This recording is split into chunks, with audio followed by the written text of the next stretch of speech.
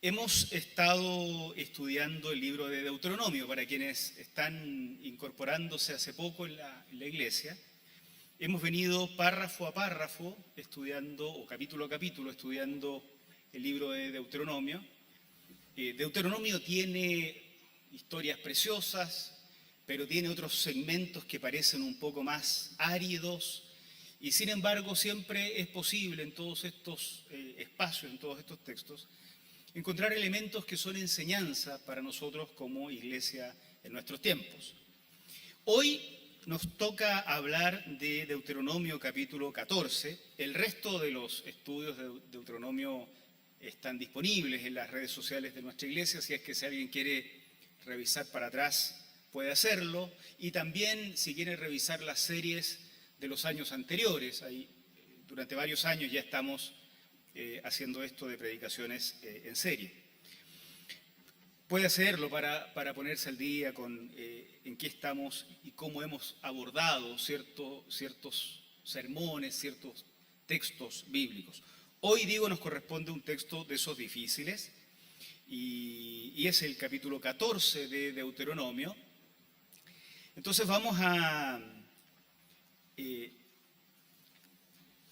mostrar, entresacar de este texto algunos versículos que nos muestran o nos van a mostrar el sentido completo del capítulo sin que tengamos que leerlo completamente en el sermón, pues si no, este sermón sería bastante más largo de lo que va a ser hoy. Así es que les doy esperanza, no va a ser tan largo siempre y cuando yo haga lo que prometí que iba a hacer. Pero quisiera, para empezar, partir leyendo los primeros dos versículos de Deuteronomio en el capítulo 14, los versículos 1 y 2, lo voy a leer en la versión NBI, la nueva versión internacional,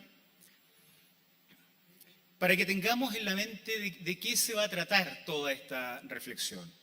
Dice así: eres hijo del Señor tu Dios.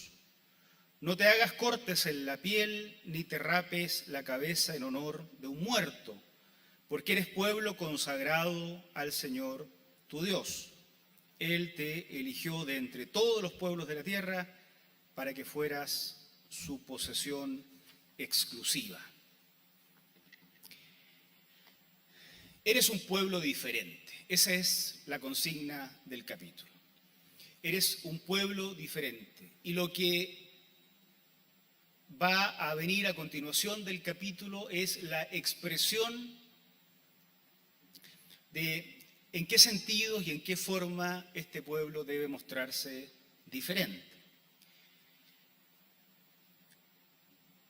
Uno de los errores que cometemos cuando leemos la Biblia es hacer una lectura, lo que llamaríamos nosotros literal del texto, y es peor error todavía hacer una aplicación literal del texto. Es decir, si acá dice no te rapes, no comas esto, no comas lo otro, pensar que la interpretación que debiéramos hacer hoy es la que surge exactamente del texto. Es un error porque eso nos impide ver qué es la prohibición de fondo en esto. ¿Realmente Dios tiene que ver con las peluquerías? ¿Está interesado Dios en cómo me corto o no me corto el pelo? ¿O hay algo más de fondo acá?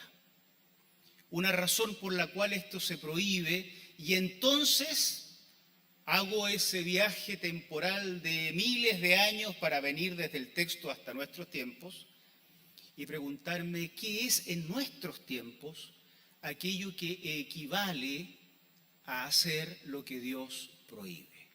Cuando descubrimos eso, nos damos cuenta que la Biblia tiene un sentido enorme en nuestros días, enorme.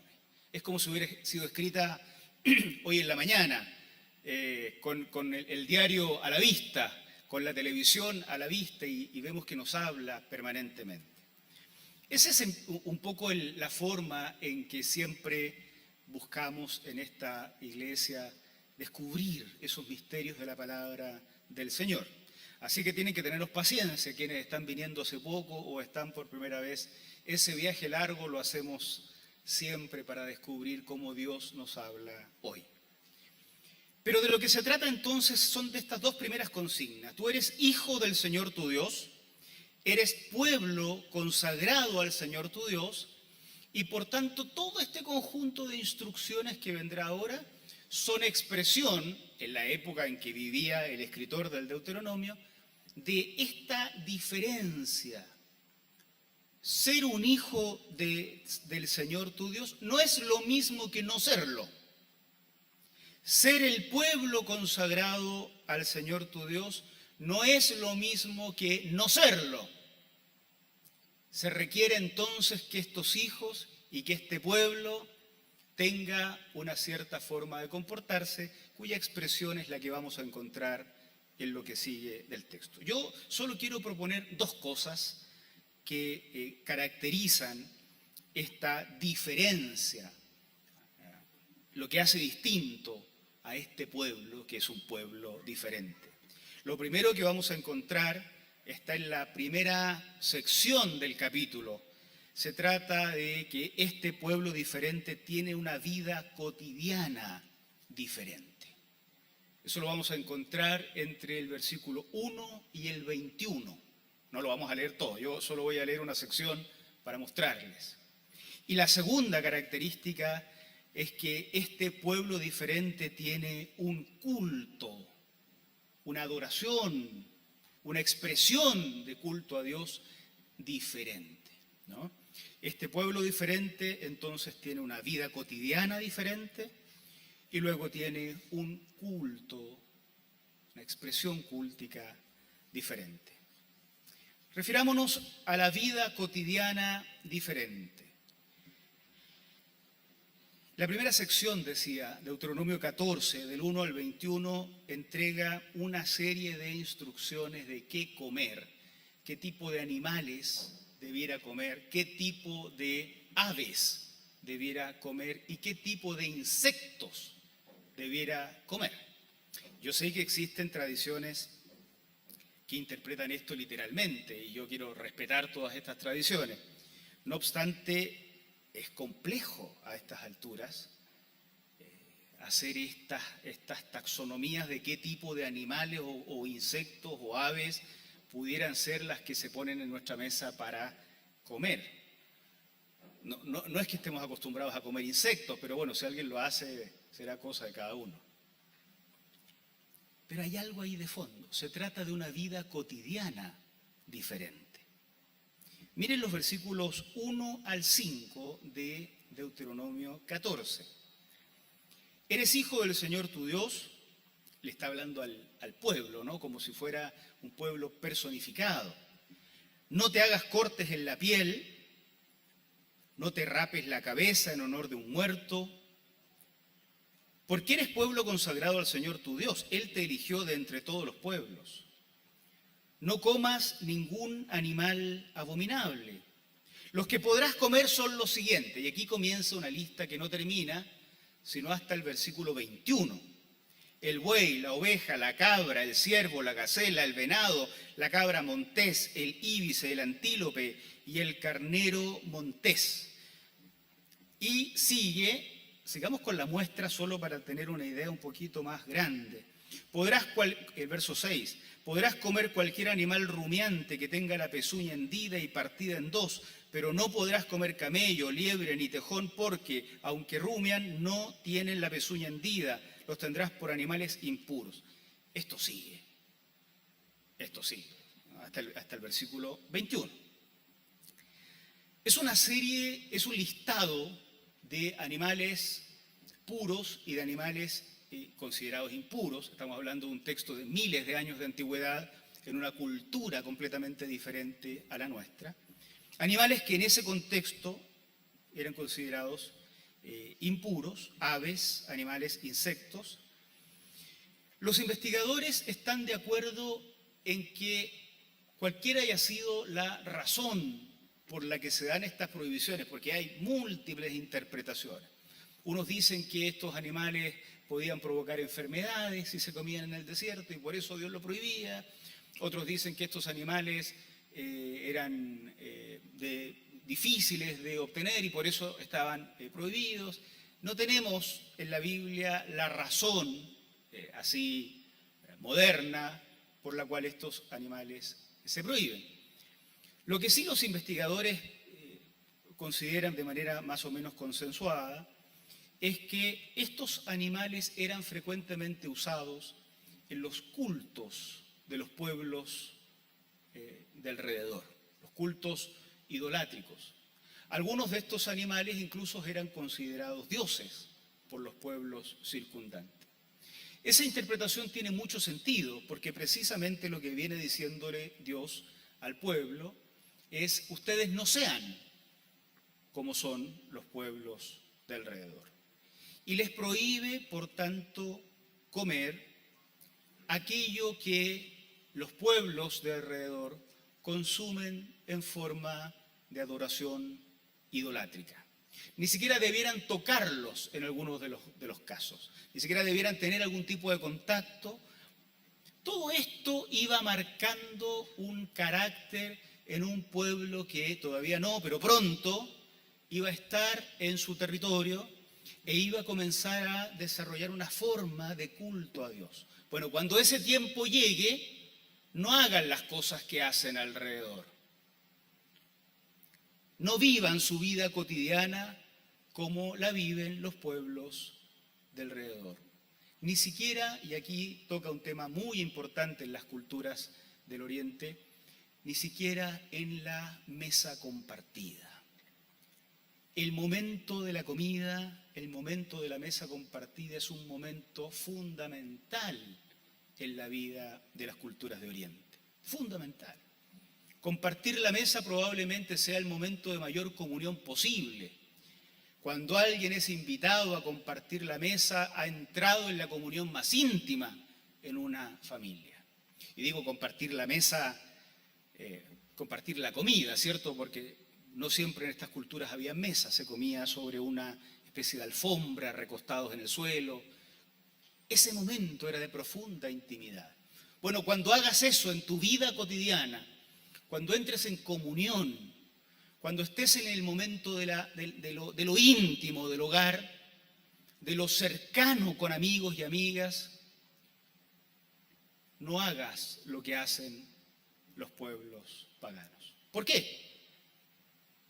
Porque son un pueblo diferente, lo cual debe expresarse también en lo cotidiano.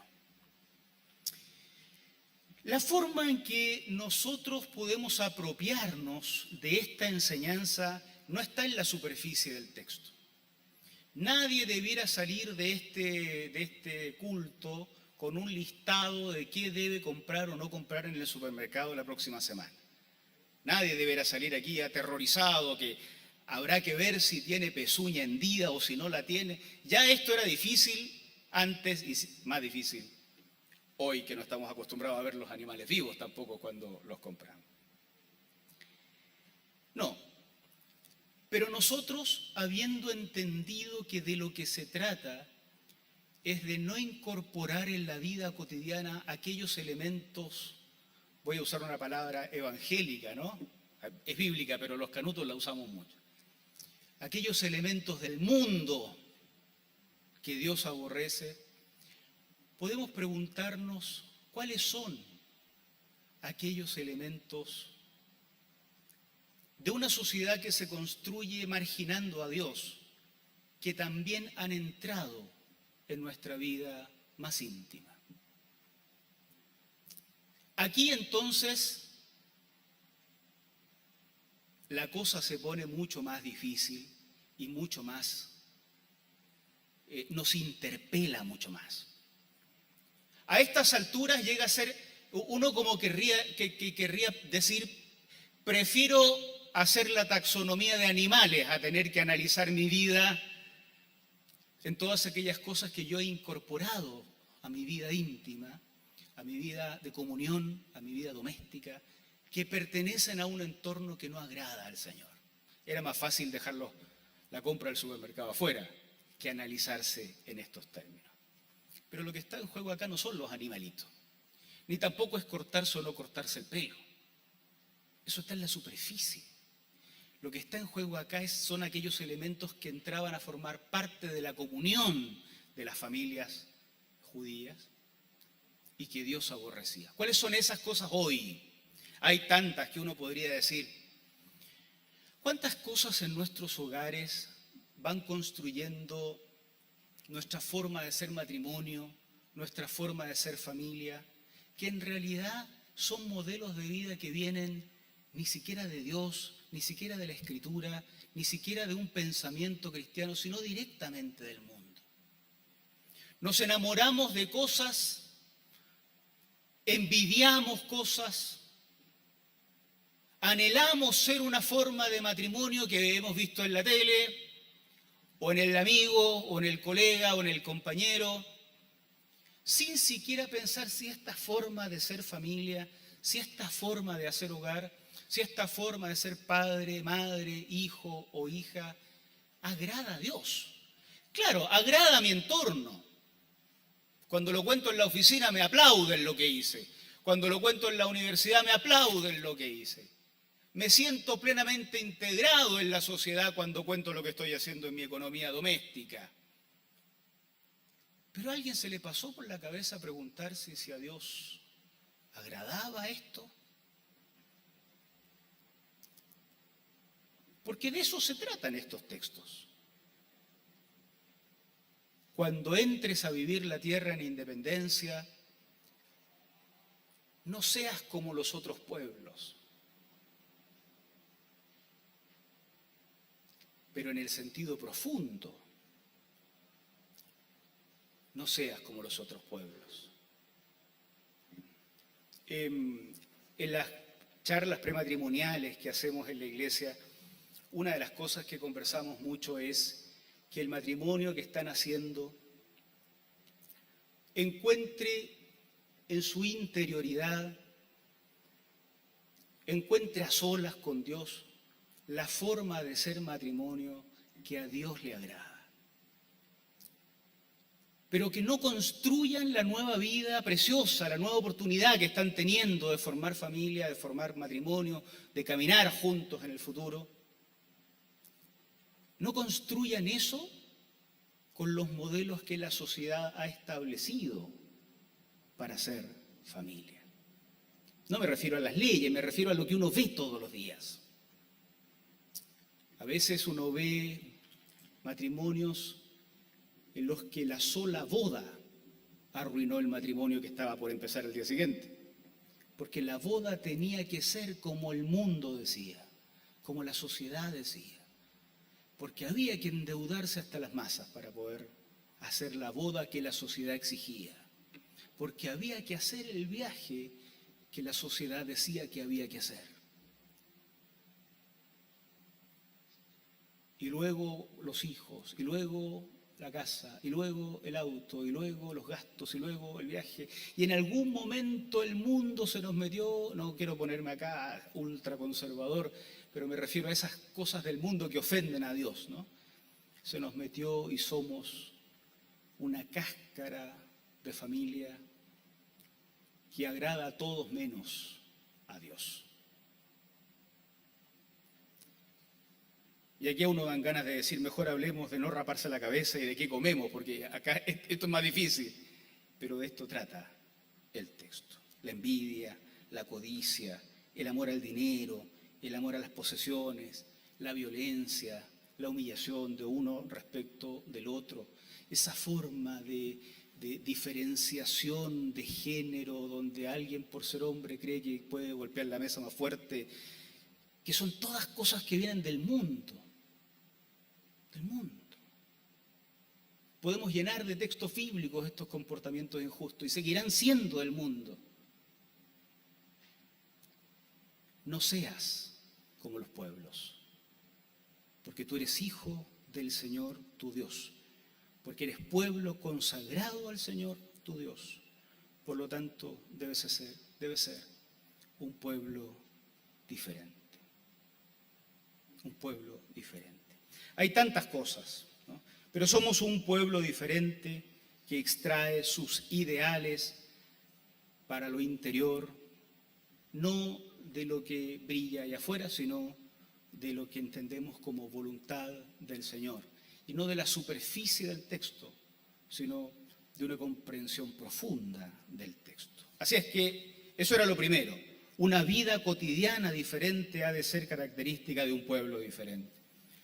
Pero lo segundo es que un culto diferente ha de ser también característica de un pueblo diferente. Hacia el final del capítulo 14, en el versículo 22, se introduce, así como antes se ha dicho lo que en privado hacen, ¿no?, lo que coman, se introduce un segmento que habla de lo que hacen cuando están en comunidad, cuando se juntan como pueblo para expresar adoración a Dios. Ya algo de esto hablamos en secciones anteriores. Cada año, sin falta, apartarás la 10ª parte de todo lo que produzcan tus campos. Imagínense ustedes las cosechas, todo eso, el ganado. En la presencia del Señor tu Dios comerás la 10ª parte de tu trigo, tu vino, tu aceite, de los primogénitos de tus manadas y rebaños. Lo harás en el lugar donde Él decida habitar. Así aprenderás a temer siempre al Señor tu Dios. Pero si el Señor tu Dios te ha bendecido y el lugar donde ha decidido habitar está demasiado distante, de modo que no puedes transportar tu diezmo hasta allá, entonces lo venderás, te presentarás con el dinero en el lugar que el Señor tu Dios haya elegido. Con ese dinero comprarás lo que prefieras o lo que más te guste, ganado, ovejas, vino, otra bebida fermentada. Y allí, en presencia del Señor tu Dios, tú y tu familia comerán y se regocijarán.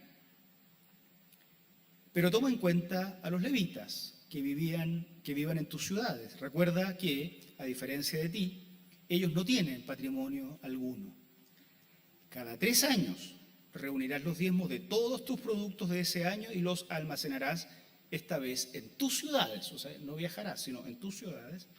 Así los levitas que no tienen patrimonio alguno y los extranjeros, los huérfanos, las viudas que viven en tus ciudades podrán comer y quedar satisfechos. Entonces el Señor tu Dios bendecirá todo el trabajo de tus manos. Si la vida cotidiana debe ser diferente, el culto a Dios también debe ser diferente. Como digo, esto lo estudiamos hace algunos domingos atrás. En la época del Deuteronomio se va normando una forma de culto centralizado. Cada uno celebraba en su hogar, pero poco a poco Israel va entrando o se va convirtiendo en un pueblo más cohesionado y también va centralizando el culto. Cada año las personas llevarían a un lugar específico en la nación la 10ª parte de todo lo que produzcan sus campos y allí debieran hacer una comida comunitaria. Las buenas intenciones que tenemos nosotros de juntarnos a comer un día, que llevamos 2 años postergándolo, ¿no? No están lejos, así es que no nos sintamos culpables de que queremos juntarnos a comer un día. Así era el culto. Debían hacer una comida comunitaria.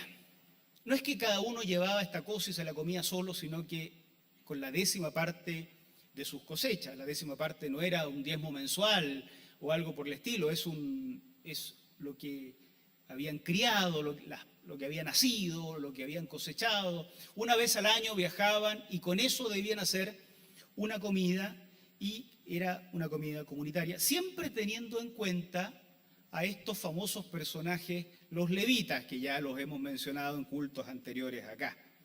Los levitas, para quienes no han estado, eran un grupo del pueblo de Israel, perteneciente a un clan específico, al que se le había asignado la tarea de hacerse cargo de todo lo relacionado con el culto, el tabernáculo, después el templo, etc.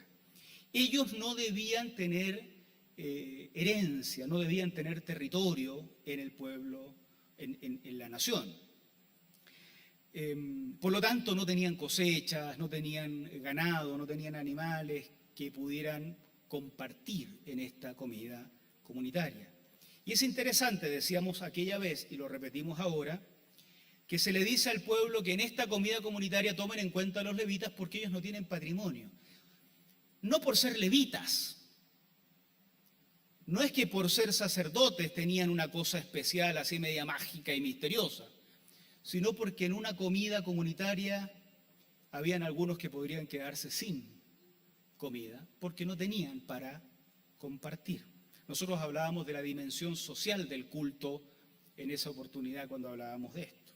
Acá aparecen de nuevo los levitas. Había que compartir con ellos, no porque fueran de una casta distinta, sino porque no tendrían primogénitos de animales ni cosechas, pues no tenían terrenos para trabajar ni para sembrar. Eso lo hacían una vez al año, pero cada 3 años esta celebración ya no debía hacerse en un lugar central, sino en la misma ciudad donde cada familia vivía. Allí debía de nuevo hacerse una comida comunitaria, otra vez con los levitas que estén ahí. No debían quedar fuera aquellos que no tienen patrimonio. Pero acá agrega también a los extranjeros, que tampoco tienen territorio para cultivar, a los huérfanos, a las viudas. Y de esta comida comunitaria, donde se adora a Dios con esta 10ª parte que ha sido guardada para esto, en esto todos quedarán satisfechos. Estas comidas tienen la particularidad de ser comidas que se hacen ante Dios, porque uno diría, bueno, ¿qué, estos comen una vez al año nomás? No, comen todos los días, como la mayoría de las personas. Pero esta comida entonces tiene la característica de hacerse, y así se dice, ante Dios. Por lo tanto, no es cualquier comida, es el culto a Dios. Es el culto a Dios que se hace con estas características. Es el culto a Dios y el énfasis está en que este culto a Dios debe hacerse de tal forma que todos los que están en el pueblo puedan participar de la totalidad del culto a Dios, que incluía la comida de aquellas cosas que cada uno aportaba de lo que Dios le había dado. Y cuando había alguno que no podía aportar, no lo dejaban fuera del culto, como el levita, como el extranjero, como la viuda y el huérfano. Estas son formas de mencionar ciertas categorías que eran toda una institución. El huérfano no es solo el que no tiene padre, el huérfano es alguien que no va a tener cómo heredar. La viuda está desamparada. El extranjero no tiene terreno. En una cultura agrícola y en una cultura seminómada, como coexistían estas dos formas en el territorio de Israel, esto era la condena a la muerte por hambre, hermanos. El culto, por tanto, está completamente compenetrado con la vida cotidiana de las personas. Y aun cuando el pueblo es llamado a reunirse, en esa reunión no se pone entre paréntesis la escasez, no se pone entre paréntesis la carencia, sino que se integra completamente de tal forma que quienes van a expresar algún tipo de adoración a Dios puedan hacerlo siempre en igualdad de condiciones. Que esto se haya cumplido en Israel es difícil de decir. Pero no porque no se haya cumplido deja de ser válido lo que estaba en el corazón de Dios. Que aquel que llegaba a aquella reunión sin poder llevar nada, podía participar en igualdad de condiciones con el resto. Que aquel que llegaba a aquella reunión con, quién sabe, un rebaño entero de primogénitos o de crías, camellos cargados de las cosechas, participara en igualdad de condiciones con aquellos que no llevaban nada. El énfasis estaba en esto. La novedad de este mandamiento respecto de los pueblos vecinos está o se nota cuando esto se compara con los tipos de culto similar que existían en los pueblos vecinos. La cultura esta propiciaba que el culto se hiciera con comidas, pero en otras culturas de la época la comida comunitaria no incluía a los que no podían ofrecer su propia comida. Los banquetes en las culturas greco-romanas eran para ciertos estratos sociales de la sociedad. En efecto, no podían participar mujeres, por ejemplo. Y así, en otras culturas, no se podía participar en ciertas reuniones donde habían comidas comunitarias si tú pertenecías a los estratos sociales más pobres o más bajos de la sociedad. No todos tenían acceso a esas comidas de adoración a los dioses. No había espacio para los pobres, los huérfanos, las viudas, los extranjeros. No había espacio para los discapacitados.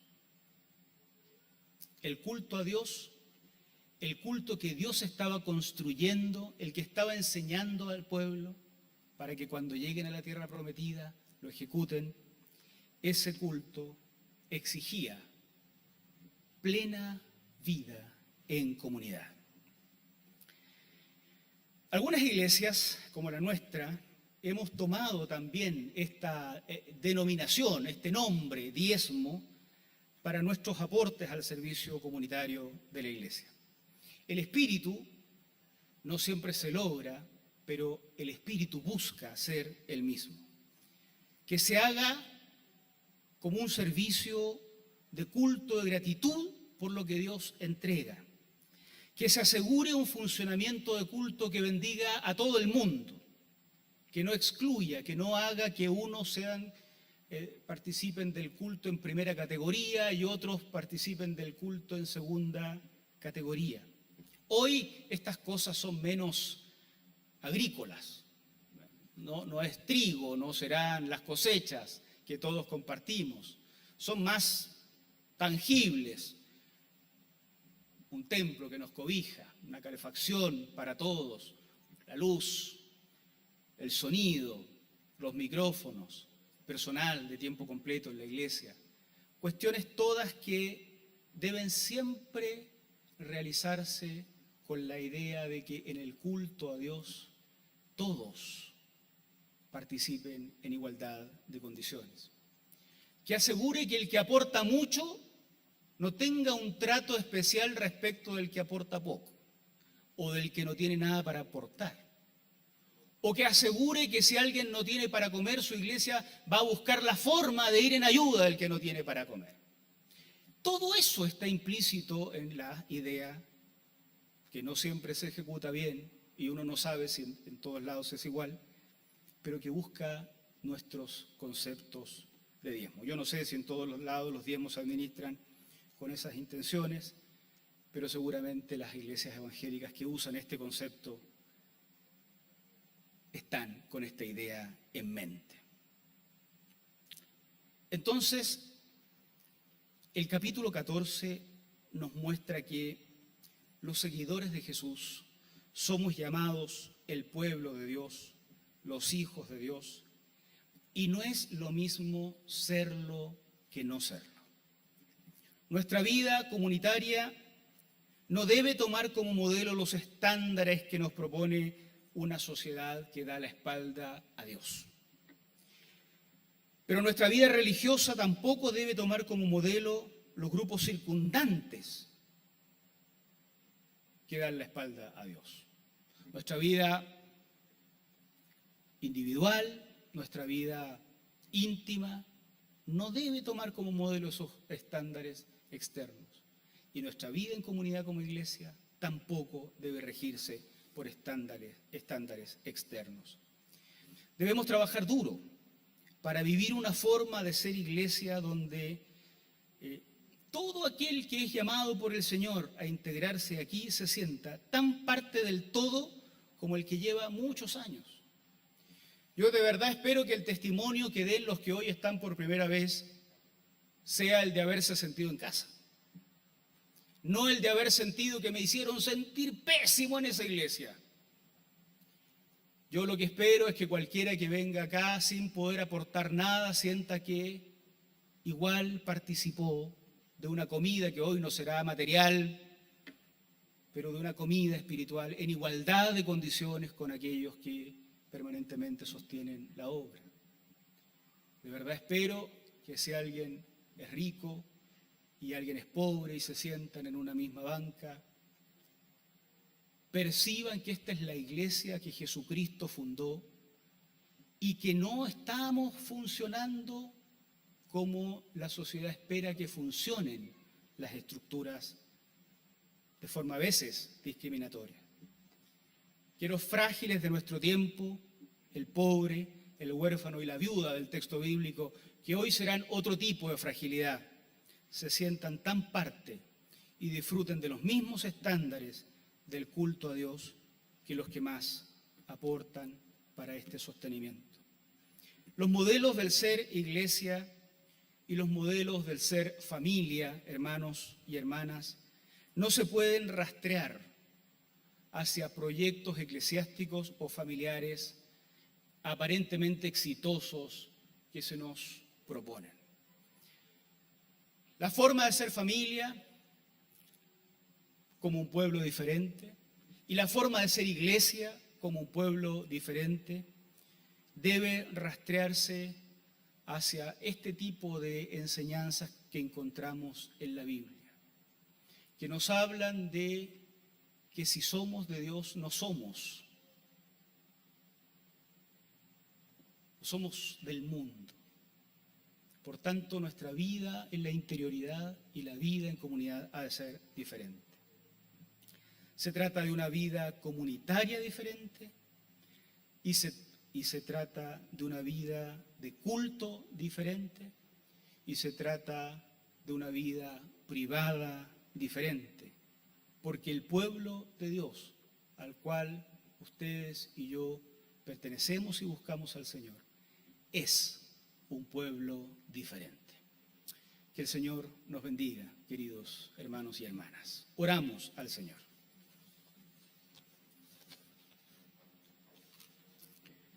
Agradecemos, Señor, la oportunidad que nos das de compartir este tiempo de reflexión para abrir la Biblia con tanta libertad. Agradecemos porque hoy también, como familias, como hombres y mujeres, recibimos el desafío, Señor, de vivir una vida en casa sometida a ti, diferente a los estándares que el mundo propone para ser familia o para ser individuo.